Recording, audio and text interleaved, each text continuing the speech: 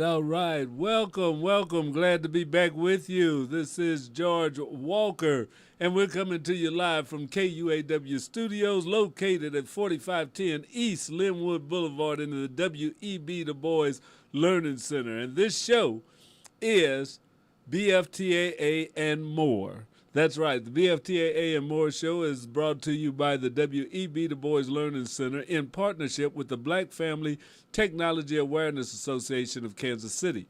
We come together to form this radio station, and we call it Knowledge, Understanding, and Wisdom, KUAW for short.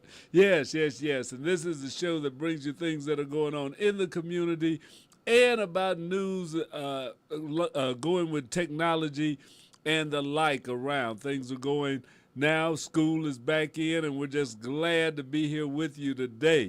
There have been a lot of things happening. We went to a event last week where there are more new groups and new opportunities that are coming our way. And if you haven't been down to the Keystone building for anything, they've got some events going on.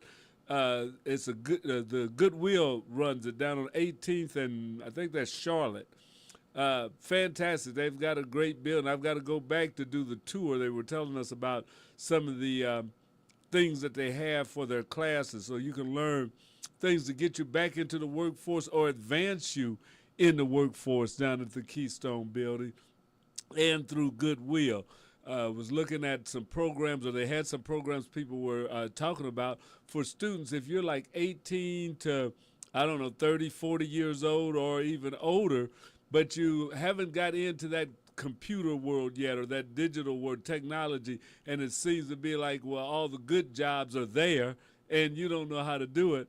Well, you can go down to the Goodwill, and they have some programs, or they can connect you with some other people that have programs that you can learn how to get certifications and different degrees and licensing that you can go to work in the technology field. There was a couple of organizations that don't charge you anything, although they do require you to go to class for a few weeks.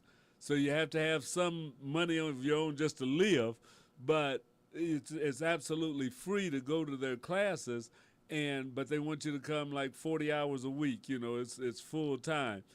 But when you get through, all their people are being placed in jobs, some in the 40,000 and up range. So that's something that is really beneficial to a lot of people that maybe you went through high school, you didn't go to college, and now you're like, okay, I want to get a better job than what I've got, or I want to really get a job. These jobs that I've been working 2 or 3 different jobs a year and not making the kind of money that I would like to make.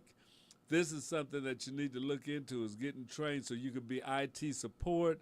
You could be, excuse me, you could go on up. They were talking about the different certifications, the A+, and all of those that can move you up and make you more marketable, so that you can, if you don't start your own business, but you can go to work at companies and be able to do some of the things that get paid a real living wage.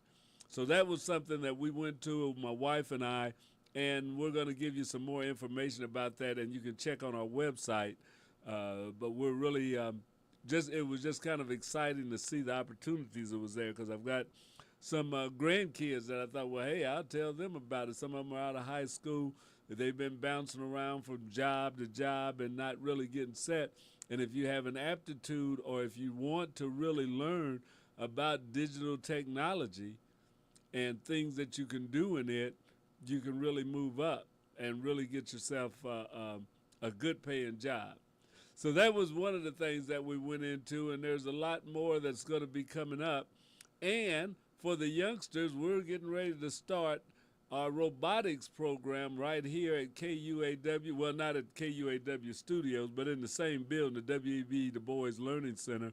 And we're going to be starting this Saturday. So if you've got a friend, if you know somebody that has children, 9 years old to 18 years old is what we're taking. Come in this Saturday, 4510 Linwood, the former Milton Moore Elementary School, and we're signing people up. You can also go online. I've got a little commercial I want to run for you now, and I'll run it again later if I can find it. Let's see. This digital technology thing is always interesting. I think it's right here. Let's see what this said. Nope, it's not there. Okay, we'll get you. Let's try this one.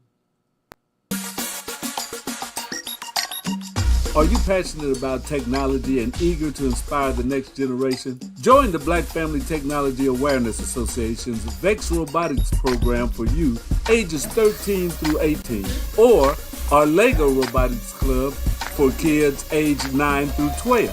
Spend just 2 to 3 hours on Saturdays making a difference.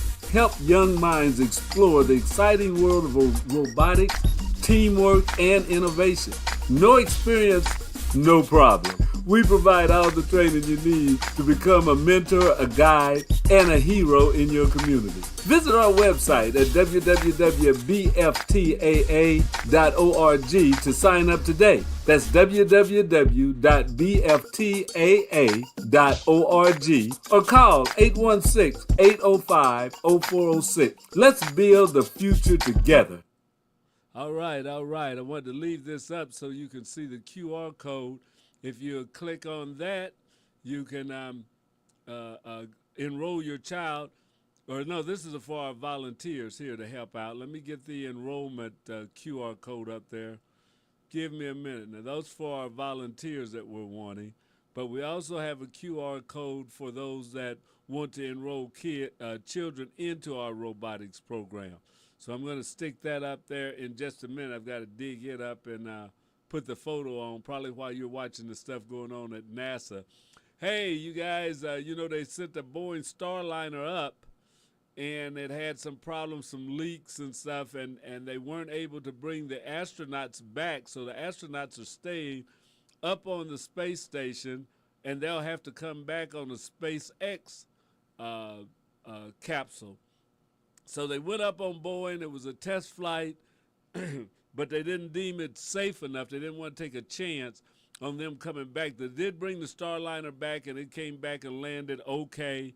They didn't have any problem, but they didn't want to take a chance with human beings in there. So the two test pilots have to stay up on the space station, I think they said for 8 months.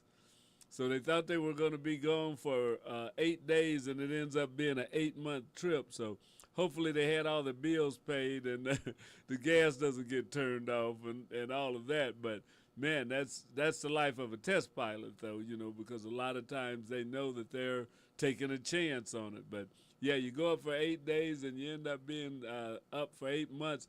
And it may be longer because I was just reading an article, and I'll have to go back online to pull it up, but the connections for the air and all of those hoses that are on their spacesuits, well, the SpaceX doesn't have the same type of connections. So they're going to have to come up with something or send some kind of adapters up with SpaceX to make those connections so that they can hook their spacesuits up to the other spaceship, which I think that's a really good that this came up in a test mission just going to the space station and stuff. But if they've got different hookups, that was something that you probably didn't think about before. But what if there was a problem on the space station and they had to send people up to the space station to bring them back on the SpaceX capsule, but they find out the suits don't have the same connectors? I would think that they'd want to have universal connectors on space suits, at least in the United States. But I think internationally, they should come up with a universal connection system, because if you need some help and you need to go in a different vehicle, you want to be able to hook up and get air. I mean, that would be something that you would think they would definitely, well, maybe they didn't think about it because everything was being made by NASA at one time, and they made all the spacesuits and all of that, so there wasn't a problem. But now you have other companies making things, and they're designing their own. But you can come up with the universal connectors that's not gonna be, it's just like your USB in your phones. They finally have started making those more universal. Apple's even going to have the USB-C on their phones. I think on their new phones now they have a C connection. So if you've got a Samsung phone, a LG, a Google Pixel, or Apple, your charger should plug into it. Okay, the cable would be the same. So you don't have to have 2 or 3 different chargers around the house. Or somebody said, where's my charger? Or where's my cable? Because I can't hook up to yours and all of that, which we've had even at our house. So, and even with different devices, you've got a laptop that doesn't have the same connection as your phone. You've got a smart watch that has a different connection. You've got all these things, all these cords you got to have. And then if you get rid of the item, the cords are doing you no good. You got drawers full of different cords that you're not even using anymore. So they've started going with the USB-C, which was finally a good evolution of all the universal serial bus cables. That's what USB stands for. That's good. So they should do the same thing with the spacesuits. They should have some universal connectors that say oxygen, communications, whatever. They're going to plug up this way. And that will all have those on a suit. You can make a suit any kind of different way you want with added stuff, but there's some basic stuff that you should have that everybody could sustain life, because that would be a thing that you would be looking for. So I don't know if this is something that they knew in advance or they just figured it out, but Boeing's suits, their space suits, will not hook up to the SpaceX capsule, if I read that article right.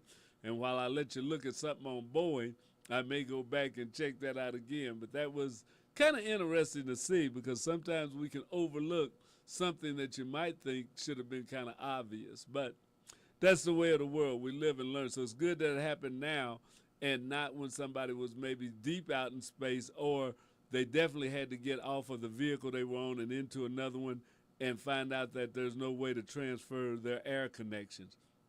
And probably like Apollo 13, they'd have to get some duct tape and cardboard or something and figure out a way to make it work. But that shouldn't be something that you would have to do. There should be either an adapter that would be on all vehicles that goes up so that they could change from one suit connection to another, or make all the suits with the same connection on. I mean, how hard could it be? But yeah, that's my little soapbox about what's been going on in the news, and you're going to see a little bit of that now, because we always like to give you some of the information and stuff that's going on in space and with NASA. NASA is our National Aeronautics and Space Administration, one of the premier research institutions in the United States that deal with aeronautics and space exploration, flight here on Earth, and a lot more. So let's check out now what's happening this week on the space shuttle. Let's go to space to ground and see what's going on.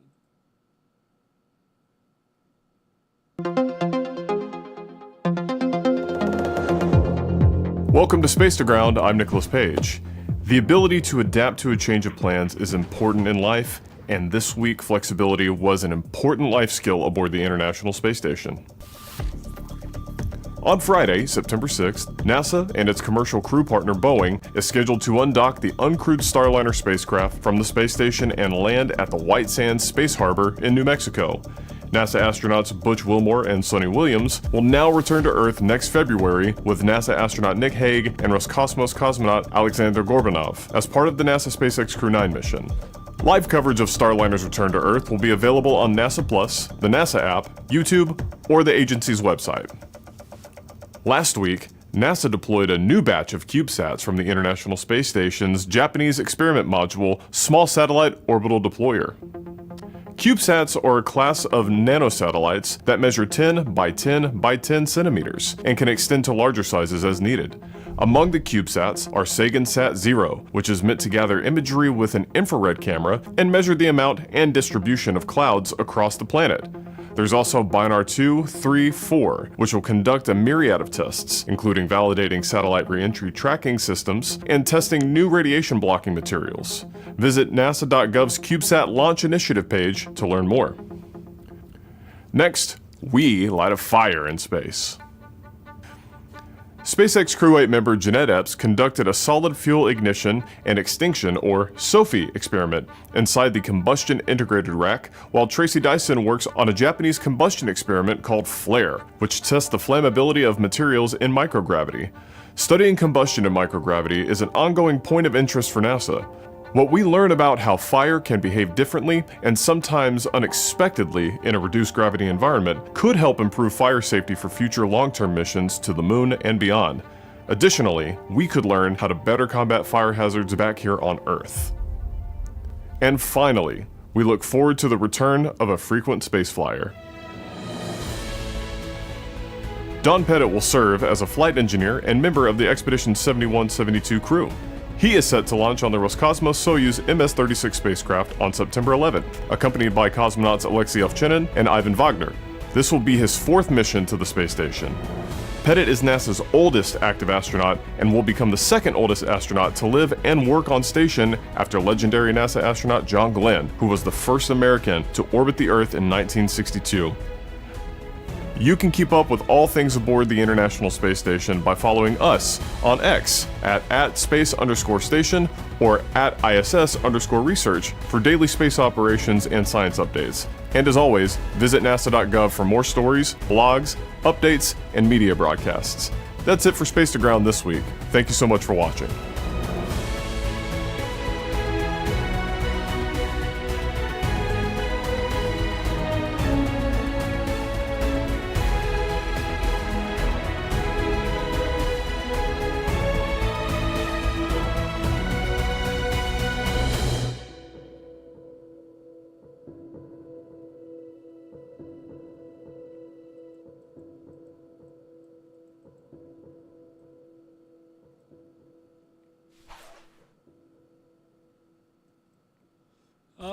All right. That was Space to Ground from NASA's Jet Propulsion Laboratory. We always like to bring you those interesting things to see the kind of research, the kind of testing that they're doing up in space, and as they prepare farther, as we're planning on going to the moon. I think in 2025 or 2026, the Artemis missions are going to take people back to the moon and for long-term, long-duration stays on the moon. So just like they've been up in the space station for months or even over a year now, the moon is going to be the same way. They're getting ready to start sending people to the moon, and they will be there for quite a stay. So that's going to be some fantastic things. When I was a kid, I mean, it was science fiction to talk about men on the moon or being on the moon, and now it's getting ready to happen. So I think that's just another great step for mankind, is that we're actually now looking at being on the moon and being on the moon for a long duration stay. It's great. I mean, we live in a wonderful time, so it's just, astounding. Now, there's a sad note in the news today. I was looking at a site and saw that James Earl Jones, Mufasa, Darth Vader, has died. The voice that you heard on those fantastic, iconic movies, Mufasa in The Lion King, Darth Vader in the original Star Trek, the one that started it out, not Star Trek, but what is that? Star Wars. Yeah. That voice was Darth Vader, was James Earl Jones. James Earl Jones did a lot of movies, a lot of plays, had won a lot of awards in his life. He had that deep, resonant voice that you couldn't miss when he was with in Field of Dreams as the reporter in that, and that laugh that he had, that deep laugh, is something that you recognize and you say, that's James Earl Jones. As soon as you hear it, he couldn't hide his voice at all. But he'd been in the movies and plays and stuff for years. He got his break, they say, in 1964. in that movie that was Dr. Strangelove.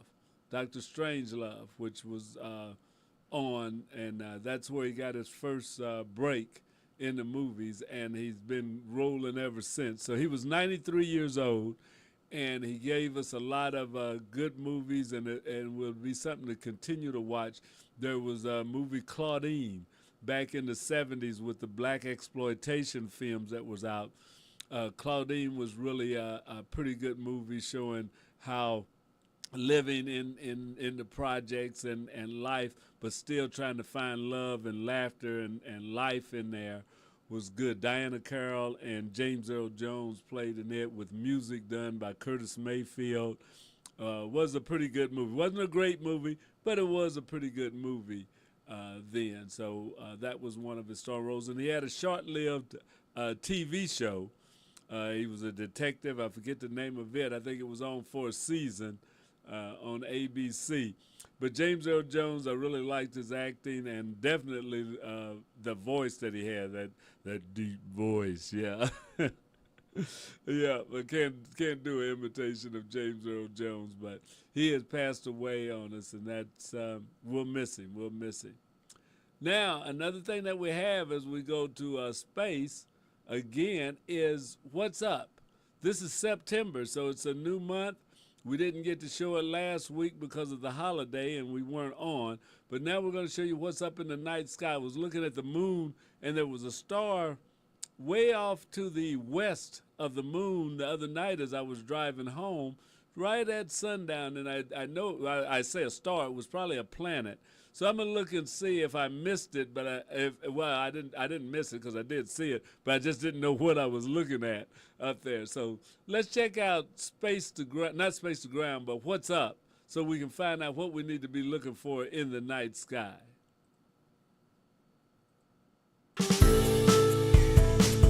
What's up for September? 5 planets and a supermoon eclipse, a NASA solar sail that you can spot from the ground, and a global night for the moon. And stick around till the end to view some highlights shared in last month's video. Starting with the visibility of the planets this month, you'll notice Venus sitting very low in the west in the hour following sunset.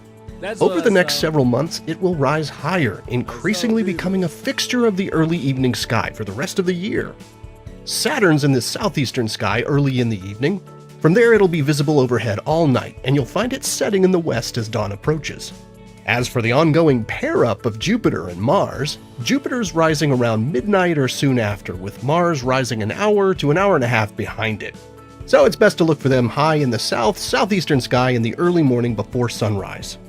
And in morning twilight during the first week of September, if you can find an unobstructed view toward the east, it's a decent opportunity to spot Mercury for those in the northern hemisphere.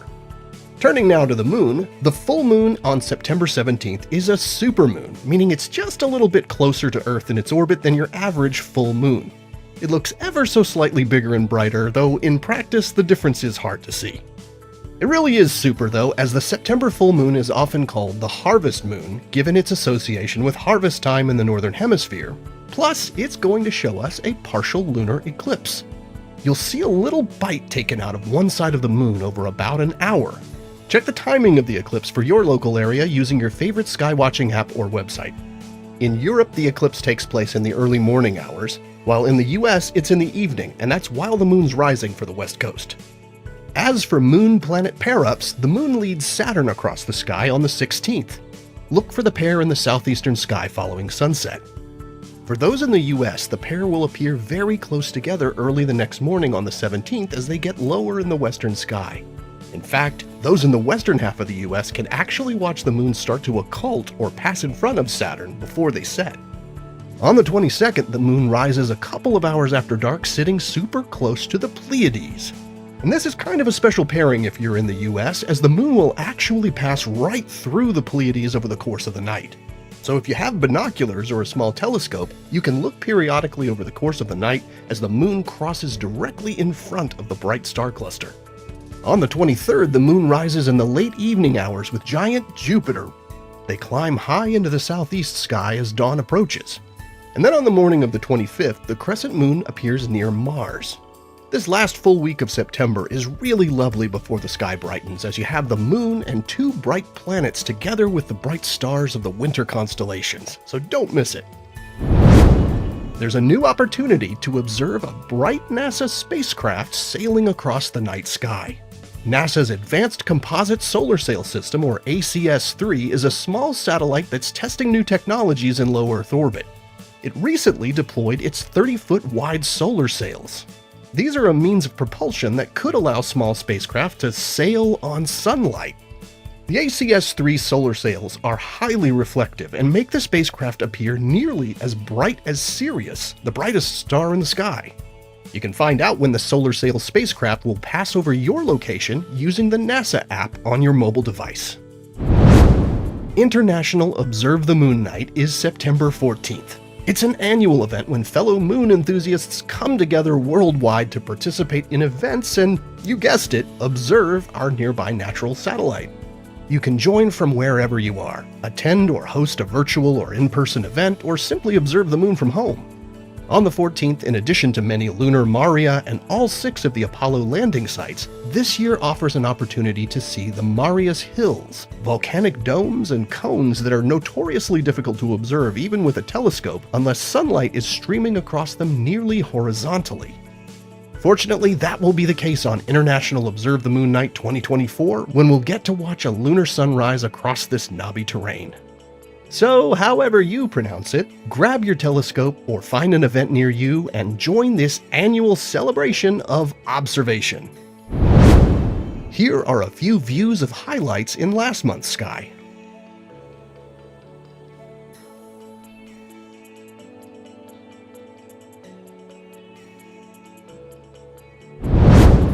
And here are the phases of the moon for September. Stay up to date on NASA's missions exploring the solar system and beyond at science.nasa.gov. I'm Preston Dykes from NASA's Jet Propulsion Laboratory, and that's what's up for this month.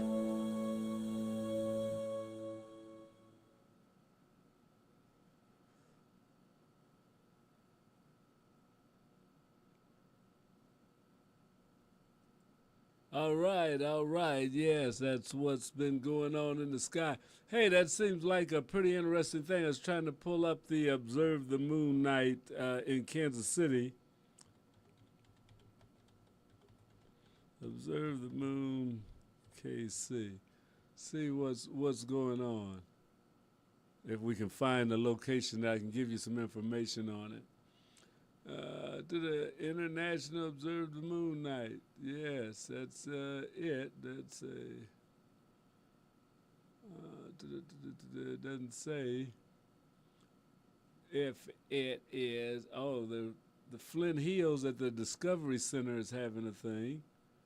That's interesting. Let's see. So, Observe the Moon Night is this Saturday. So, International Observe the Moon Night. If you want to be a part of it, you can go to the Flint Hills. That's in Kansas, September the 14th from 5:30 to 8.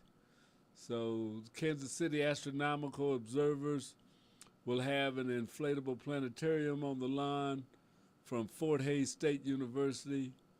Climb in for a one-of-a-kind cosmos experience. So, yeah, joins hundreds of thousands of people from all over the world on International Observe the Moon Night. Learn about lunar science and exploration.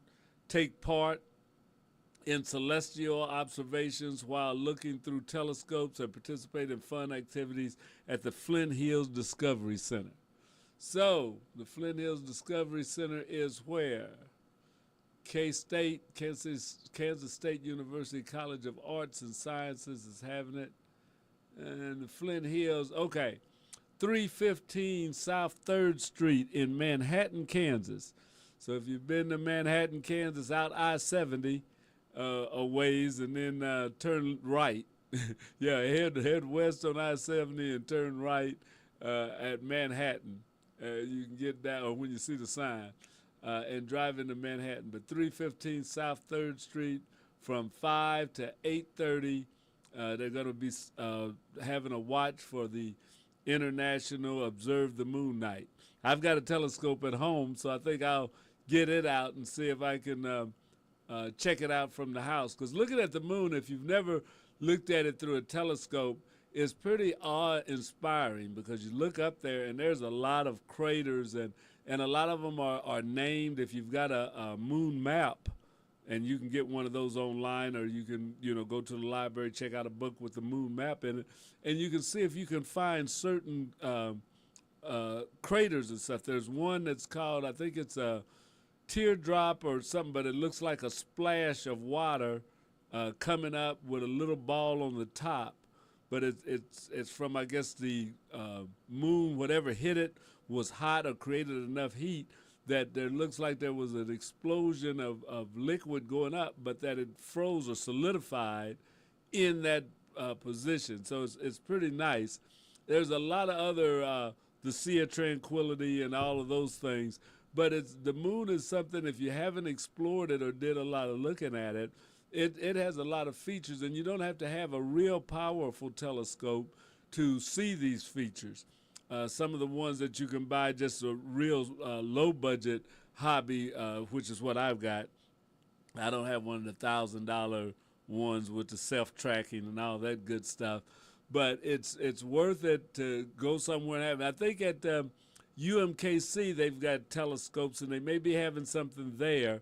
You may want to check UMKC's site on International Observe the Moon. That's going to be happening this Saturday, International Observe the Moon. And as they said, it's going to be a super moon, so it'll be a little bit bigger. That's always a good thing, is you get a little more bang for your buck. But these are some of the things that you can do with your kids, and generally they're free. They don't cost anything. The family can get together, and it can make learning something educational fun. So as you go to the universities and use their telescope, your kids are seeing what a college is like, what a university campus is like, and then meeting the people that'll be there. A lot of enthusiasts that are hobbyists. Some will be professors and stuff. They can ask questions, they can learn things, and they can find that, hey, getting out and learning something new and meeting new people is a great thing to do. So if you have time, take your kids out to International Observe the Moon Day at some locations. Check with UMKC right here in Kansas City. They have an observatory. They may be open. I don't know that for sure, but I'll look it up. Let's see. I'm looking at it. Oh, I'd have to get deep into this, and that's kind of hard when you're trying to do a talk on the radio at the same time, So it'd be hard for me to look this up and know where it's going to be, but International Observe the Moon Day. Put that in, and then put in Kansas City. International Observe the Moon Day, Kansas City, and see what locations pop up, where you can go, where you can take your family and see the moon. That is a great thing. Other thing I want to let you know, and I didn't pull those up, but I'm going to go to Canva and get it right now, because I want you to be able to enroll your child into our program, our robotics program. We're going to be starting that this Saturday. So we want you to get involved with that. So let me see. I've got to find a design to bring that down. I know I've got it somewhere. But let's see. We'll pull it down right now. So yeah, you can watch the soup being made as I'm going through these screens and trying to figure out how I can do this right now. But that's, you see, we got the volunteer thing, but we want the robotics thing. Okay, so we've got that. That's not going to work. Yeah, so I tell you, I'm having a hard time doing this. This is why I need a intern, as my friends that used to come in here said, yeah, we need interns to be able to do some of this stuff while you're trying to talk on the radio, trying to have a show. Uh-oh, now it looks like I froze up on the screen. So let's see if we can get unfroze here. Oh, I tell you, we have days of fun, days of fun. Let's see. Deactivate, activate. Hey, there you go. I'm back and in living color. Yep. Okay, I look at my uploads. I'm going to get you this because I want you to be able to enroll. Our robotics classes are fun. We have limited space available, so I want you to, if you want to get your child enrolled, please enroll as soon as we get this up. There's the sign up right there. So let's see, we've got to start a new design. Let's see. File. Boom, boom, boom, boom, boom. I'm going to get this together, guys. I tell you, I really have a hard time when there's people watching. I know there's one or two of you out there watching me do this, and then I'm trying to do it in a expedient type of manner, and I'm having a hard time. Just can't get things to work. But sooner or later, we'll fall into go Facebook landscape post. No, I want an Instagram square post. That'll work. Whew, I tell you, it's something day by day. But I love it, I love it, I love it. This is what I do. Playing around with the computer, trying to get information out to the public. So stay tuned. Don't watch my eyes. I'm looking up at a second screen here as I'm trying to find the QR code for you to enroll your child. I believe this is it. Yes, this is robotic sign up. Bingo. Okay, before our time runs out today, I want to get this up on your screen so you can enroll into our class. Okay, copy link, download.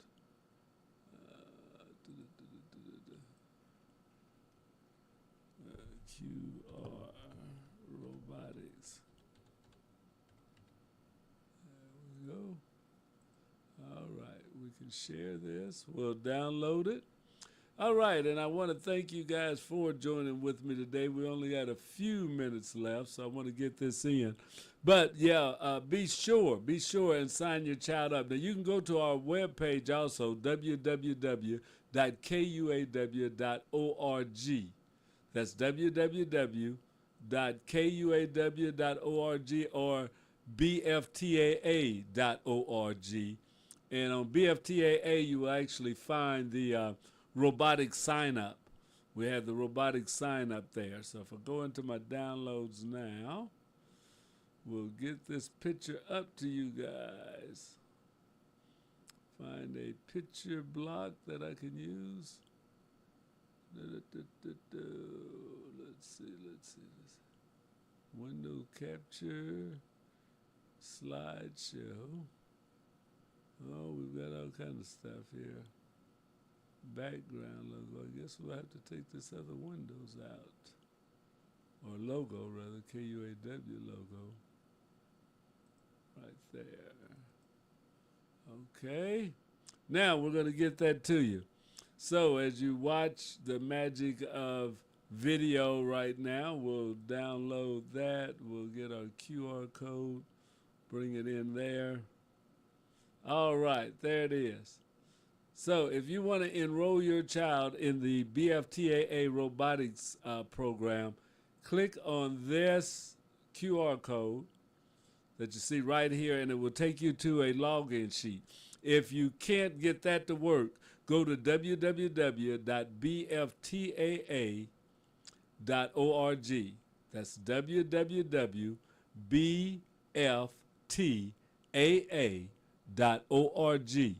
Go to that site, and in the middle of the page, you'll see a thing that says sign up your child or enroll your child in robotics. Click on that link. It'll bring up a form, and you'll be able to fill it out, and we will get in touch with you. But if you just fill it out and let us know you filled it out, we'll get an email once you fill it out. So just show up Saturday, this Saturday, September the 14th, at the W.E.B. Du Bois Learning Center at 12 noon. So that's at 4510 East Linwood Boulevard. We need you to be there at noon, and we want to bring the kids, and be prepared to stay yourself so you can hear what the kids will be going into, what our expectations are for the young people in the robotics program. We'll have some returning students, but we'll also be taking in new students.